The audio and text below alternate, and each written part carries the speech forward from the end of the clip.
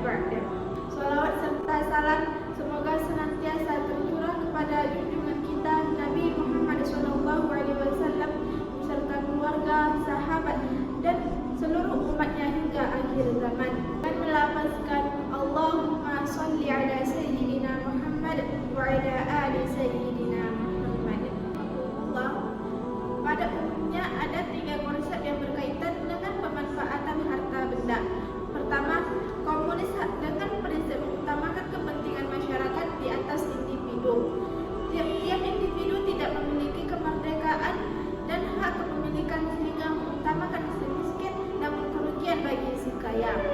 Kedua, kapitalisme dengan prinsip kepentingan individu di atas kepentingan masyarakat. Akibatnya lahir dari syariat korporat, yang kaya semakin kaya dan yang miskin semakin miskin. Al-qawiyyu yaqulu dha'ifa wa 'alima yaqulu jahila. Yang kuat memakan yang lemah, yang pintar memakan yang bodoh. Homo lupus to be politik insaisti, penghisapan manusia terhadap manusia menjadi peradaban. Hadirin hanya membawa derita dan untayan air mata bagi kaum duafa. Dalam polemik tersebut muncul konsep Islam dengan unsur keseimbangan dalam pemberdayaan. Kaila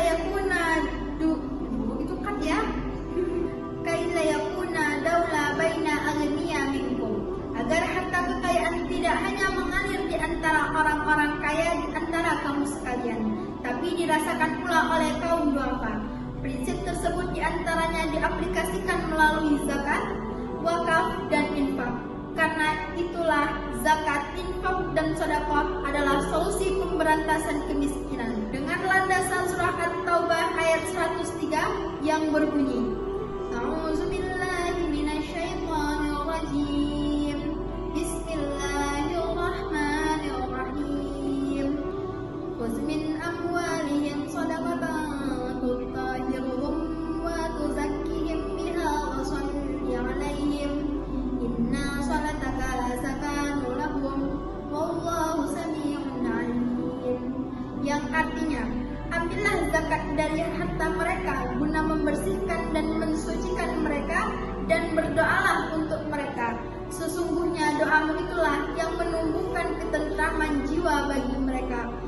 Allah Maha mendengar lagi Maha mengetahui. Imam Ibnu Jarir mengatakan, ayat tersebut diturunkan berkenaan dengan permintaan Abu Lubabah beserta kedua temannya kepada Rasulullah SAW. Imam Ibnu Jarir mengatakan, ayat tersebut diturunkan berkenaan dengan permintaan Abu Lubabah beserta kedua temannya kepada Rasulullah SAW seraya berkata, Ya Rasulullah, ini harta benda kami, sedekahkanlah atas nama kami dan mintakanlah ampunan bagi kami. Rasulullah SAW menjawab, aku tidak diperintahkan Allah untuk menerima harta sedikit pun. Dengan Amar juga mengisyaratkan agar dibentuk lembaga pengelolaan zakat, wakaf, dan infak yang profesional dan proporsional. Kenapa demikian? Pertama, karena sadar membayar zakat itu hanya sedikit. Kedua, mengisyaratkan agar amilin memiliki manajemen yang bagus. Masa Orde Baru terbukti karena amilin tidak profesional, akhirnya zakat bukan mensejahterakan rakyat, tetapi zakat menjadi jaket. Hadirin yang dirahmati Allah, apa hikmah dari zakat bagi seorang muzaki? Nah, dari ayat tadi itu dijelaskan ada beberapa macam hikmah yang dapat kita ambil. Yang pertama itu ada takhir yang berfungsi dalam membersihkan harta dari hak-hak orang miskin atau fakir miskin. Orang yang tak berharta, orang yang terbaring di pinggir jalan, yang hanya merasakan pekik getirnya kehidupan dan hanya merasakan isak tangis yang ia rasakan sepanjang kehidupannya. Yang kedua yaitu ada tuzakkihim, yang artinya membersihkan hati, membersihkan jiwa dari penyakit rakus, tamak, serta serakah. Penyakit ini merupakan penyakit yang harus dihilangkan dalam kehidupan sehari-hari, sebab jikalau tidak dihilangkan dalam kehidupan sehari-hari, itu bisa memberikan dampak yang sangat buruk bagi kehidupan kita, terutama bisa memberikan dampak sebagai hartawan berjiwa karun, penguasa bermental sa'laba, penguasa berotak Fir'aun. Fungsinya bukan hanya pelindung rakyat, tetapi sebagai pemeras, penindas, bahkan merampas hak-hak rakyat. Yang ketiga yaitu ada taskin, yang artinya dengan adanya zakat, wakaf, dan infak, jiwa kita itu bisa merasakan tenang, hati senang, walaupun kita banyak uang. Amin ya rabbal alamin. Tapi sebaliknya, jika para agniya, para konglomerat enggan membayar zakat, enggan untuk berwakaf, dan enggan untuk berinfak, maka suatu negara bisa kiamat. Walaupun gedung bertingkat, walaupun mobil mengkilat, dijamin rakyat sulit berdaulat. Apalagi jikalau pejabat sudah menjadi penjahat, menyikat uang rakyat, jelas bangsa bisa kiamat. Nauzubillah min zalik. Sebagaimana firman Rasulullah SAW dalam hadisnya, laisal mu'minul ladzi yashba'u wa jaruhu jami'i ila janbiyah, yang artinya bukan termasuk orang mukmin orang yang kehidupannya kenyang sendirian sementara tetangganya hidup dalam kelaparan. Dengan demikian, orang kaya yang tidak peduli dengan nasib kaum duafa, konglomerat yang acuh terhadap kaum melarat, pejabat yang a priori terhadap nasib rakyat, bukan saja mencerminkan orang yang jahat, tetapi mencerminkan orang yang tidak beriman, dan orang yang seperti ini harus minggir dari negara kita tercinta. Sebab negara kita Indonesia akan juga apabila dipimpin oleh orang-orang yang peduli dengan nasib kaum duafa. Oleh karena itu hadirin, semangat zakat, wakaf, dan infak wajib kita aplikasikan dalam kehidupan bernegara dan berbangsa. Timbul pertanyaan, kepada siapa zakat itu diberikan? Sebagai jawabannya, kita renungkan firman Allah dalam Al-Quran Surah At-Taubah ayat 60. Bismillahirrahmanirrahim.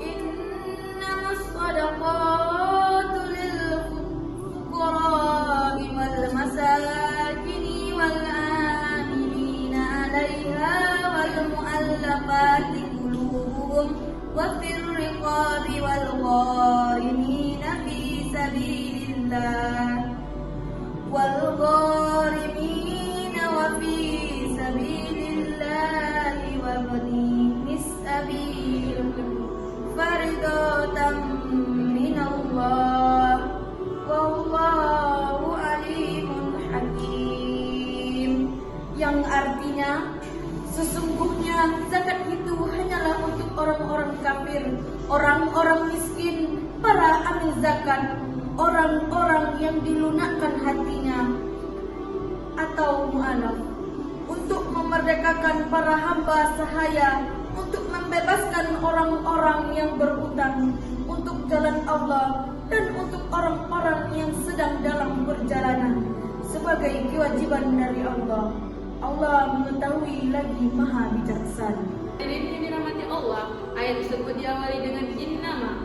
Dalam ilmu bahladah merupakan ad-data qadar yang berfungsi untuk menspesifikasikan ayat tersebut, merupakan deskripsi Allah SWT tentang skala prioritas penerima harta zakat, yaitu faqara awama syakayana, orang-orang fakir dan miskin. Lalu bagaimanakah kaitan yang kondisi bangsa kita saat ini? Prof. Supriman melaporkan 23 juta lebih penduduk Indonesia hidup di bawah garis kemiskinan. Apalagi setelah terjadi krisis moneter, korban PHK. Sulit mencari lapangan kerja, kemiskinan semakin membengkak. Akibatnya kemiskinan ini kadafa qoro'ana ya kafawana kafaro. Dampak langsungnya adalah dampak menyebabkan kekufuran. Akibatnya adalah kemiskinan. Dr. Ismail Raji'i Al-Farji, Direktur Lembaga Pengkajian Islam Internasional, mengangkatkan bahwa kemiskinan, kebodohan, dan keterbelakangan merupakan 3 permasalahan besar yang saat ini. Namun di antara ketiganya, kemiskinan merupakan yang paling berbahaya. Sebab kebodohan dan keterbelakangan itu muncul akibat kemiskinan. Akibatnya, tidak sedikit saudara kita yang menjual akidah untuk mempertahankan miliknya. Bahkan akibat kemiskinan, tidak sedikit gadis-gadis yang menjual kehormatannya hanya demi sesuap nasi. Nauzubillah. Hadirin, menurut Dr. Didin Hafifuddin, MSc, agar kemiskinan tidak bertambah dan semakin bertambah, ada 3 hal yang harus kita lakukan untuk mengeluarkan zakat. Pertama, kita harus mengeluarkan zakat dan memasyarakatkan gerakan sadar zakat. Kedua, kita harus membentuk lembaga zakat yang profesional. Dan yang ketiga, kita harus memberdayakan zakat untuk membangun kesejahteraan masyarakat. Hadirin yang saya hormati, marilah kita bersama-sama membiasakan diri untuk berzakat, berinfak dan bersedekah dengan ikhlas dengan bantuan ketaatan kepada Allah Subhanahu wa taala.